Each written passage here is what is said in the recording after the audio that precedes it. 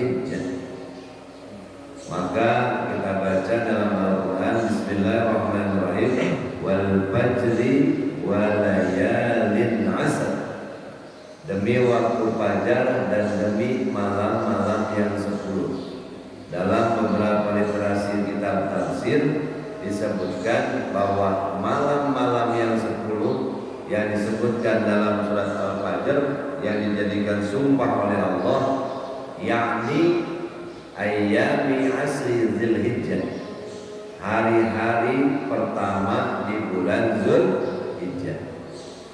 Maka bersyukur kita hari ini ada dalam rangkaian hari-hari istimewa tersebut, karena hari ini adalah hari ke-6 bulan Dzulhijjah versi Ruqyah, hari ke-7 Dzulhijjah versi Hisab. Mudah-mudahan kita bisa manfaatkan hari-hari terbaik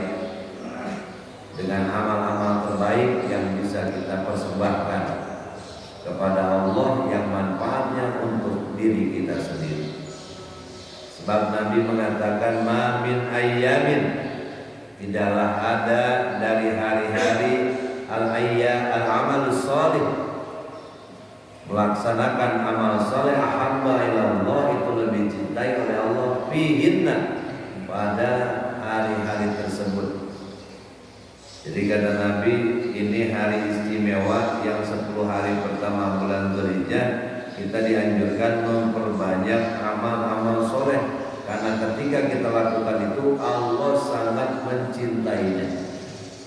Maka mudah-mudahan ketika kita melakukan amal soleh di 10 hari pertama bulan Dzulhijjah ini, kita termasuk orang yang diistimewakan oleh Allah Subhanahu wa Ta'ala. Amin ya rabbal. Yang pertama, bulan Dzulhijjah ini menjadi mulia karena bulan inilah yang menjadi ketetapan Allah adanya ibadah haji.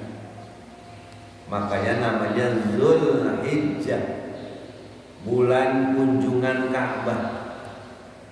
Bulan sebelumnya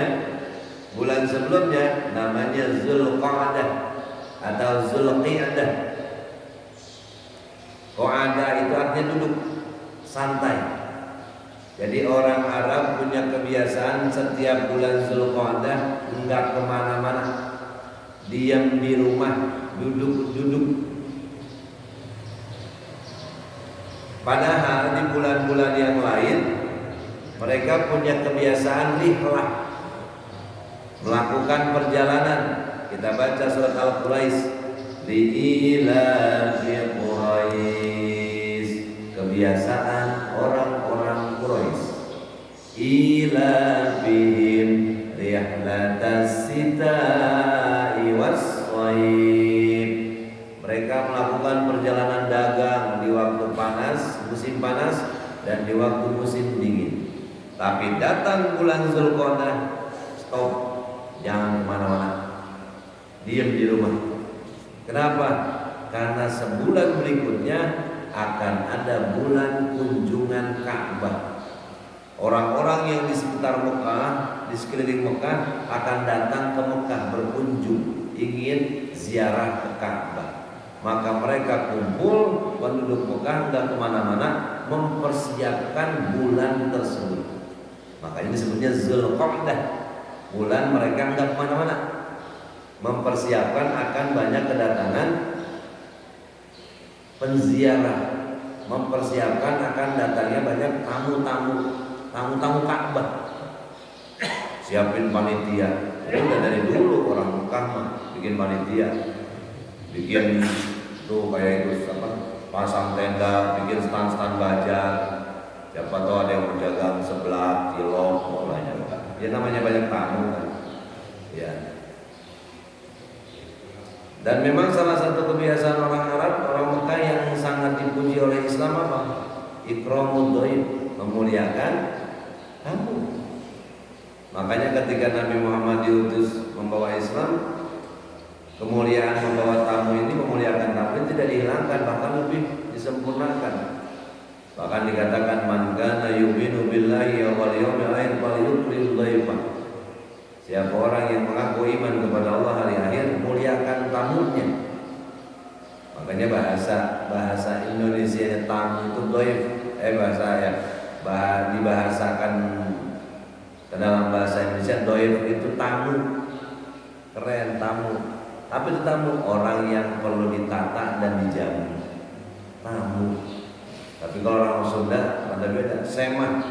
Nah, hesek kan buka iman. Semah katanya. Nah, hesek kan buka. Tahu yang benar yang mana. Semah.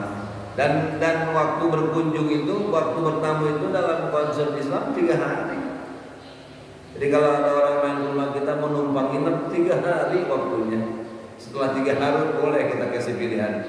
Sudah 3 hari ini. Ya, saking kemuliaan memuliakan tamu.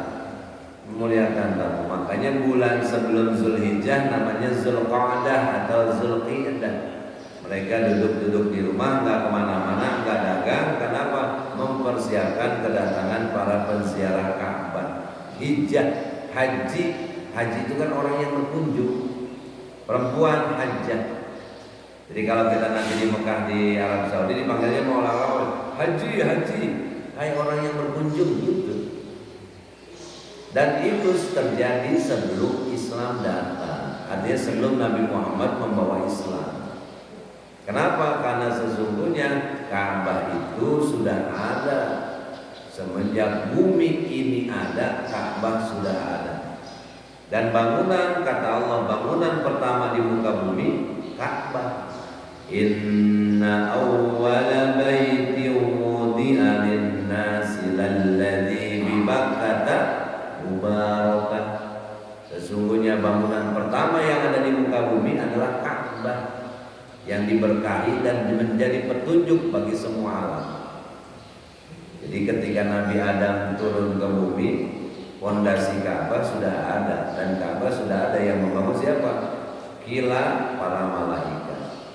Maka ketika Nabi Adam bertemu dengan Siti Hawa, Nabi Adam pun disuruh bertawaf oleh Allah. Dan Nabi Adam minta sama Allah, ya Allah, saya ini sudah diterima belum taubat? Sudah diterima belum saya bertaubat?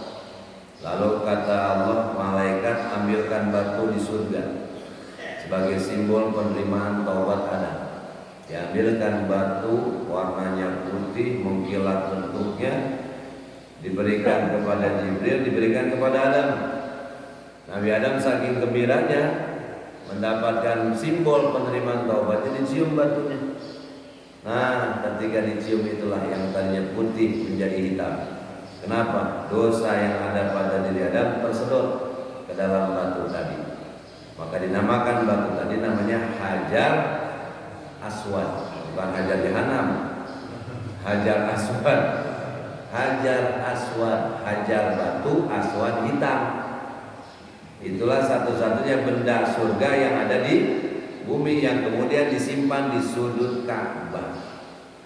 Yang kamu kalau mau tawaf mulai dari sini, start di sini, finish juga di sini. Ini sebagai pengingat dari Allah. Kamu ini makhluk surga. Nih simbolnya batu surga.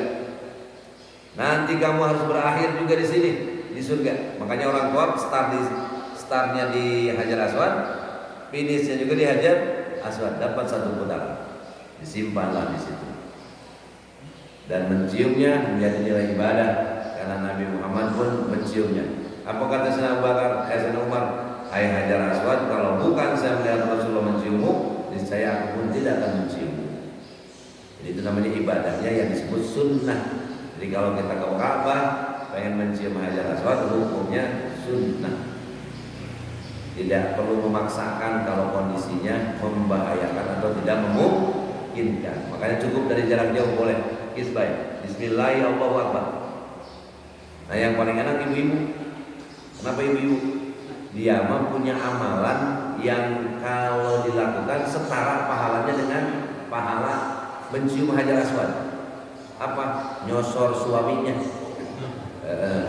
Jadi kalau seorang istri nyium suaminya dengan ikhlas ridho, setara pahalanya dengan Hajar Aswad. Wah, pokoknya kasih tahu ke istrinya ntar, Mah, mau Hajar Aswad nggak? Pahalanya gede loh. Mana Pak? Ini ada di depannya. Nah, itu dia ya. Jadi kita berada di bulan Zulqa'dah, bulan Zulhijjah yang tadi sebelumnya adalah bulan Zulqa'dah. Kemudian kenapa bulan ini menjadi istimewa? Satu, karena bulan ini ada ibadah haji. Walillahi 'alan nasi hajjul baiti man istata'a ilaihi sabila. Menjadi kewajiban manusia memenuhi panggilan Allah, man istata'a ilaihi sabila. Tapi bagi orang yang diberikan ataupun yang mempunyai kemampuan. Jadi bicara haji adalah bicara kemampuan. Cuma bukan hanya bagi orang yang mampu, tapi juga bagi orang yang dimampukan oleh Allah. Kita lihat di TV, Kita lihat di medsos beredar tukang areng pergi haji, tukang sapu lidi pergi haji, bahkan yang sudah masyhur menjadi sinetron tukang bubur naik haji. Sampai sekarang apa kabarnya itu Pak Haji Sulam? Udah balik pulang ke Indonesia. Itu bukan orang mampu, tapi orang yang dimampukan oleh Allah Subhanahu. Dan bulan pelaksanaannya dipilih 3. Al-Hajju Ashhurum Ma'lumat. Rangkaian ibadah haji Allah tetapkan 3 bulan, Syawal, Zulqa'dah, Zulhijjah. Artinya apa? Jadi kalau orang ke Mekah, dia pakai ihram dari bulan Syawal, dia niatkan untuk haji, sudah boleh. Kebayang 3 bulan pakai kain, pakai ini, nggak pakai daleman, 3 bulan aja begitu deh. Makanya teknik pelaksanaan ibadah haji ada 3 macam, ada tamattu, ada ifrad, ada qiran. Jemaah Indonesia paling banyak ngambilnya tamattu, haji senang-senang. Kalau qiran, ifrad, aduh, dari awal nyampe ke sana langsung pakai pakaian ihram. Sedangkan kalau kita pakai pakaian ihram, pantangannya banyak, jangan gunting rambut, jangan gunting kumis, jangan gunting kuku, jangan nyolek-nyolek bini kalau bawa bini, jangan pakai wangi-wangian. Pakaian nggak boleh yang berjahit, berarti selama di sana nggak boleh pakai CD. Makanya CD celana dalam. Makanya kalau kita mau umroh mau haji, latihan pakai sarung, jangan pakai daleman. Nanti bini lihat lagi latihan. Orang bener.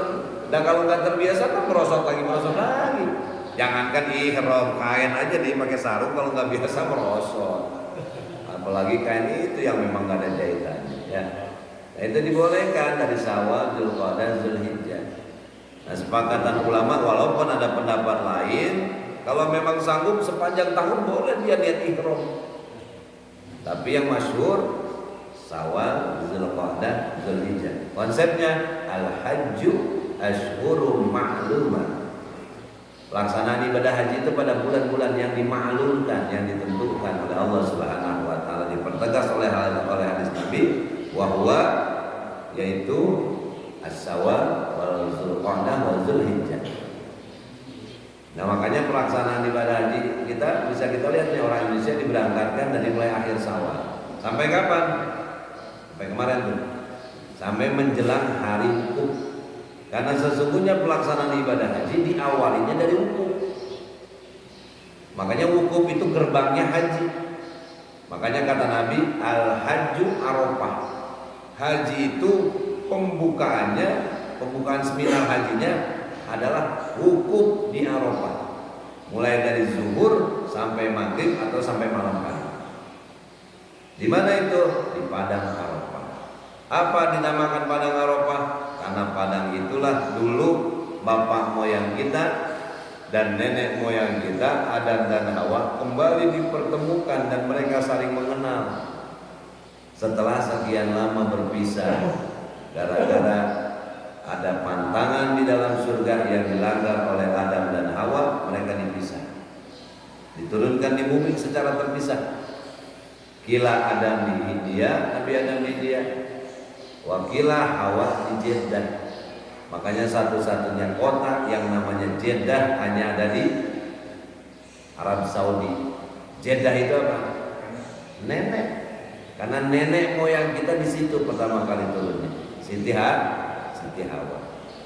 Jadi bahasa Arabnya kakek jadun ataupun jadatun. Ya, Jeddah. Jad itu diambil sesungguhnya dari manjada wajad. Jada itu sungguh-sungguh konsentrasinya. Jadi orang kalau sudah kakek, sudah nenek, konsentrasinya untuk ibadah lebih sungguh. Amin ya rabbal. Tapi kalau di Indonesia kenapa jadi berubah ya? Jadi haram jadah. Haram jadah itu berarti haramnya beneran gitu loh. Haram jadah, haramnya beneran. Nah, ini Arafah, mereka saling mengenal. Oh, itu istri saya, kata Adam. Oh, itu suami saya, kata Hawa. Bertemulah di satu tempat namanya Jabal Rahmah, di kawasan padang Arafah. Makanya orang wukuf di sana menapaki perjalanan Adam dan Hawa. Mereka saling mengenal, dan mengenalnya bukan hanya mengenal pasangan, tapi mengenali kesalahan mereka kepada Allah. Mereka duduk berdua, Adam, Hawa, kebayang ya, sekian lama nggak ketemu, berpelukan kayak teletabis ya, Nabi Adam dan Siti Hawa. Tapi bukan hanya berpelukan itu, menghilangkan kangen juga, menghilangkan apa ya bahasa kita, kalau kita punya kesalahan kemudian ketemu berdua, kebayang. Nah, makanya orang wukuf itu dari zuhur sampai maghrib, bahkan sampai malam hari duduk di sana cuma dia. Datang sholat, selebihnya duduk berzikir, mengingat apa? Kesalahan. Dicontohkan Nabi Adam dan Siti Hawa. Arafah kan artinya mengenal, berarti mengenali kesalahan kita. Nabi Adam saja dan Siti Hawa satu kesalahannya dipisahkan di alam dunia sekian lama. Kita banyak kesalahan malah pengen masuk surga. Ya. Nabi Adam dan Siti Hawa satu kesalahannya, diusir, dipisahkan dulu. Maka nanti orang yang banyak kesalahannya bisa jadi terpisah dengan suaminya, dengan anaknya, dengan istrinya. Ini yang pertama, di bulan Zulhijjah ada ibadah haji, kemudian juga ada ibadah kurban di tanggal 10-nya. Lalu apa yang bisa kita lakukan kalau memang ini bulan yang mulia sampai disebutkan dalam Al-Quran, wal fajri wa layalin ashr. Maka kata para ulama, supaya kita dapat kemuliaan di 10 Zulhijjah atau 10 hari pertama bulan Zulhijjah ini, yang pertama kasratu zikrullah, kasratu zikrillah, perbanyak menyebut, ingat, eling kepada Allah. Subhanallah walhamdulillah wala ilaha illallah wallahu akbar. Subhanallah walhamdulillah wala ilaha illallah wallahu akbar. Itu salah satunya hari-hari mulia. Amalan yang bisa kita lakukan diantaranya memperbanyak zikir, diantaranya kalimat tadi. Bahkan dulu Nabi Musa pernah munajat, ya Allah, aku ingin lebih dekat denganmu, berikan aku satu kalimat yang dengan kalimat ini aku bisa bertakorum. Takorum itu mendekatkan diri, bisa semakin dekat denganmu. Bahkan bisa jadi tidak ada jarak antara aku dengan kau, ya Allah. Apa kata Allah? Musa, banyakin la ilaha. Nabi Musa diam seolah-olah penasaran. Kata Nabi Musa, ya Allah, zikir tadi mas semua orang Islam bisa. Jadi dia minta zikir yang rada beda kali, minta wiridannya rada beda. Apa kata Allah? Wahai Musa, kalau ada orang mengucapkan la ilaha illallah, ucapannya tadi ditimbang di sebelah kanan, bumi, langit serta isinya ditimbang, ditaruh di sebelah kiri, niscaya ucapan la ilaha illallah ini lebih berat daripada bumi, langit dan isinya. Kenapa? Karena bumi, langit dan isinya punya sifat satu, apa? Panah. Apa itu panah? Rusak. Langit segitu indahnya bakal rusak, bumi segini indahnya bakal rusak, isi yang ada di dalamnya juga rusak. Tapi kalimat la ilaha illallah yang sudah terucap, apalagi terpatri dengan hati, tidak akan rusak. Kiamat tidak akan menyebabkan la ilaha illallah hancur, justru akan membuktikan kesaktian kalimat la ilaha. Masuk ke dalam kubur bisa nyelamatin kita kalau kita punya la ilaha marrabbuka, kata malaikat. Siapa Tuhanmu? Karena kita biasa mengucapkan la ilaha, jadi kalimat penyelamat. Di akhirat Allah siapkan satu tempat, indah bentuknya, luas tempatnya, nikmatnya tidak bisa dibayangkan, surga namanya. Dan itu Allah kasih, Allah siapkan bagi orang yang punya kunci. Apa kuncinya? Miftahul jannah la ilaha, kunci surga la ilaha illallah. Surga dengan berbagai macam kenikmatannya Allah sediakan bagi orang yang menerima la ilaha illallah. Dan neraka dengan segala kedahsyatan siksanya Allah siapkan juga bagi orang yang menolak la ilaha illallah. Maka di 10 hari pertama bulan Dzulhijjah ini boleh kita perbanyak rangkaian zikir. Salah satunya tadi kita perbanyak la ilaha illallah supaya terbawa kalimat ini sampai akhir hayat kita. Amin ya rabbal. Yang kedua yang dianjurkan apa di bulan ini, di awal di hari-hari yang mulia ini, memperbanyak taubat.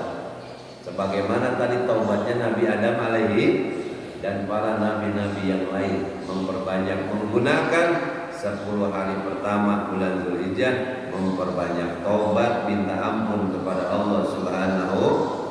Astaghfirullah Rabbal baraya, astaghfirullah minal khataya, astaghfirullah Rabbal baraya, astaghfirullah minal khataya.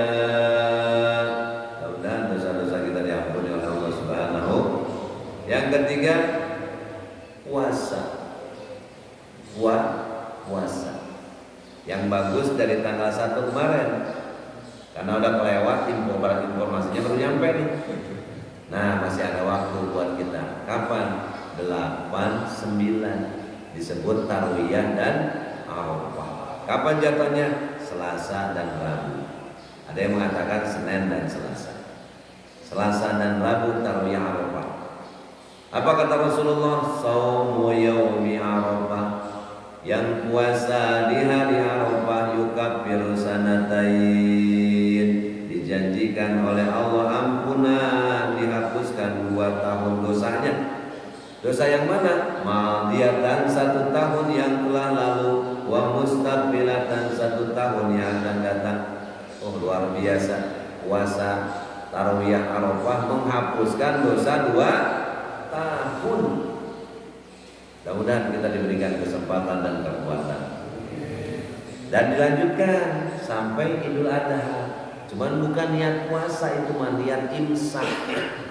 Apa bedanya Idul Adha dengan Idul Fitri? Kalau Idul Fitri boleh fitr, namanya juga fitr. Fitr itu kembali berbuka. Jadi membuktikan hari itu tidak puasa, sebelum berangkat ke masjid kita boleh sarapan. Putur makanya. Ya, putur itu sarapan. Boleh, tapi kalau Idul Adha niat imsak, jangan makan dulu sampai selesai Idul Adha. Harapannya apa? Tujuannya supaya yang pertama masuk ke mulut kita, ke perut kita, daging kurban. Cuman sayangnya panitia ngasihnya asal. Panitia ngasihnya habis asal. udah biru di rumah begini. Nah itu mas statusnya hukumnya sunnah. Artinya sunnah juga sunnah imsak. Jadi kalau mau dilaksanakan silakan. Kok begitu ya? Kan dulu zaman Rasulullah belum ada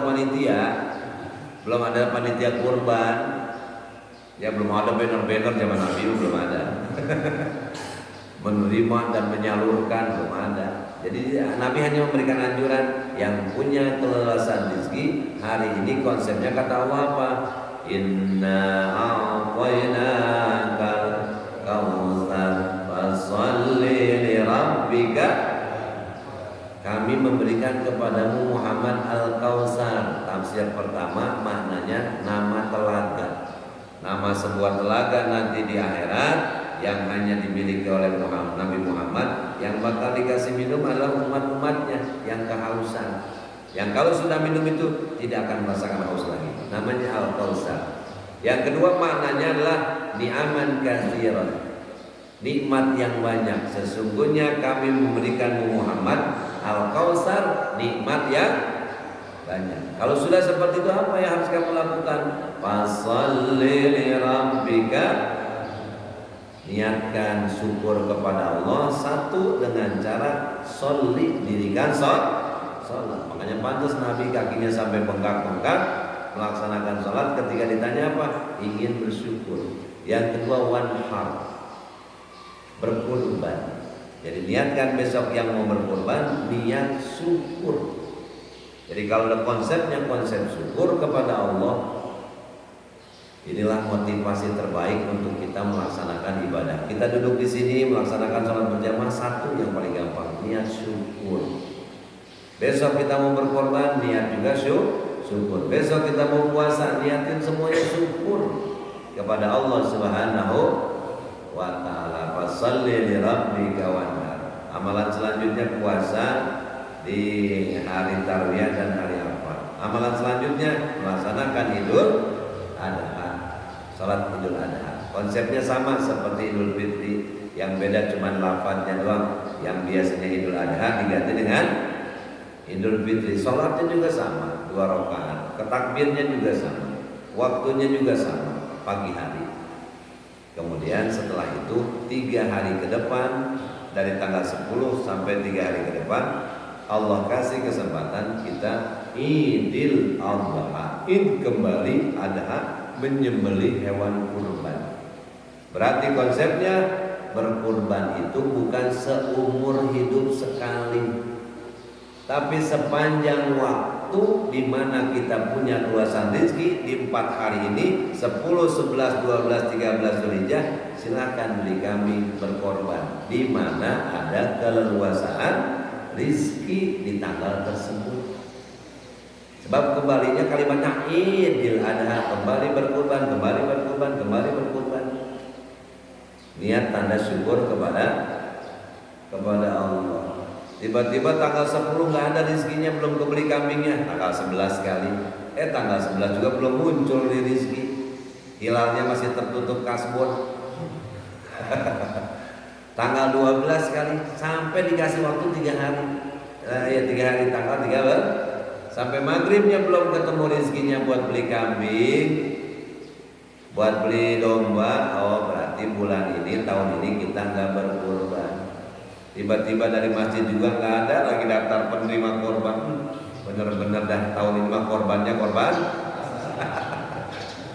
Makanya kalau kemana-mana polisi tempel di pintu, gantungin aja dagingnya. Ya, itu orangnya lagi keluar dulu, gantungin aja. Aduh ya Allah. Dan itu boleh kita makan. Kenapa? Itu tidak hanya untuk orang miskin, semuanya silakan dibagikan. Kenapa? Tujuannya ngambil barokah. Ya bedanya apa kita dengan orang-orang non-muslim yang juga nyembelih binatang? Kalau mereka konsepnya Tuhannya doyan kambing, Tuhannya doyan darahnya, Tuhannya doyan dagingnya. Kalau kita mah enggak, yang diambil oleh Allah bukan dagingnya, bukan kulitnya, bukan tulangnya, bukan darahnya, takwanya.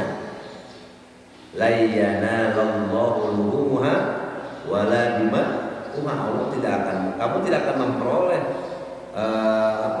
dengan korbanmu itu daging dan darahnya, tapi yang akan kamu peroleh dari Allah adalah nilai takwanya. Maka dagingnya mesti laku. Tapi kan orang-orang tertentu mah nyembelih hewan, palak lemparkan ke laut. Yang enak ikan, dagingnya lemparkan ke laut, kitanya nggak makan apa-apa. Udah kita mah disembelih doang, kasihkan. Makanya disunahkan menyaksikan. Tiap tetes darahnya mudah-mudahan jadi ampunan dosa. Setiap bulu-bulunya mudah-mudahan jadi ampunan dosa. Kayak gitu. Jadi perbedaannya intinya mah satu, kita dituntut bukan itu, diajarkan menutup tahun hijriah kita dengan pengabdian sedekah namanya kurban. Ya kita lihat nih hebatnya tahun hijriah. Bulan Muharram, tadi 10 Muharram pertama, hari istimewa. Apa keistimewanya? Di antaranya kita disunahkan puasa, namanya Tasu'a dan Asyura, 9, 10 Muharram.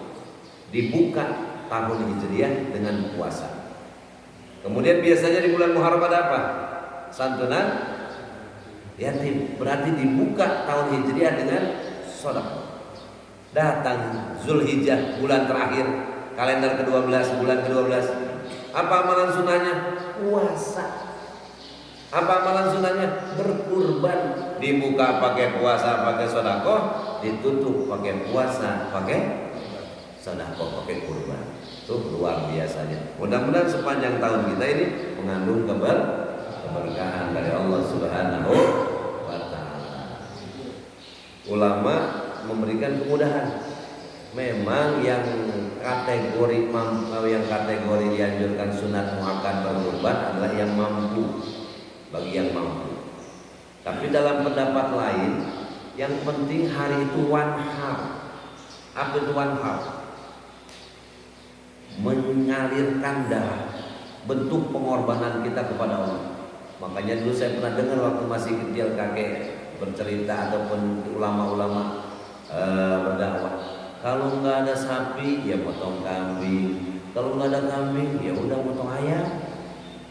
Cuman itu kan gak usah dibawa panitia. Oh kambing ayam. Mana panitia DKM? Ini saya mau daftar hewan kurban. Ayam. Jangan, itu mah pribadi saja, potong, niatin ya Allah hari ini sembelihan saya, kurban saya baru seekor ayam. Yang penting mengalirkan darah. Bahkan kalau saking nggak ada ayam ya, dulu disebutkan dalam kitab orang-orang terdahulu, belalang kayu katanya boleh. Yang penting mah satu di dunia, hari itu kita mengalirkan darah hewan. Yang punya grafik ambil aja sampai potong. Allah. Tujuannya itu ingin menunjukkan kita, oh ya Allah ternyata bulan ini saya hanya bisa baru berkorban ayam. Mudah-mudahan bulan tahun depan bisa kambing. Itu saking ulama nggak mau ketinggalan hari itu mengalirkan darah bentuk takorub kepada Allah Subhanahu wa taala. Mudah-mudahan sedikit informasi ini bermanfaat buat kita semua dan pada akhirnya isinya bisa kita amalkan dan Allah berikan kita kesempatan, kesehatan, kekuatan bisa melaksanakannya. Amin ya rabbal. Allahumma shalli ala sayyidina Muhammad wa ala sayyidina Muhammad. Allahumma shalli ilman nafi'an wa amalan shalihan wa rizqan katsiran halala min ghairi ta'bin wa la masyaqqatin wa la nasabin innaka ala kulli shay'in qadir. Rabbana atina fid dunya hasanah wa fil akhirati hasanatan wa qina adzabannar. Alhamdulillahi rabbil. Terima kasih atas segala perhatian. Mohon maaf berbagai kekurangan. Allahumma muwaffiq lakum bitarik. Assalamualaikum warahmatullahi wabarakatuh. Sallallahu alaihi